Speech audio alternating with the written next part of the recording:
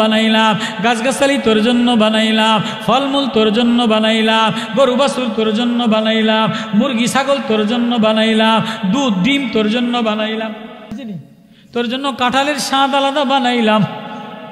মাটির উপরে গাছ, এক এক কাঁঠালের এক এক স্বাদ, এক এক আমের এক এক স্বাদ, এক এক লেসুর এক এক স্বাদ। আল্লাহু আকবার।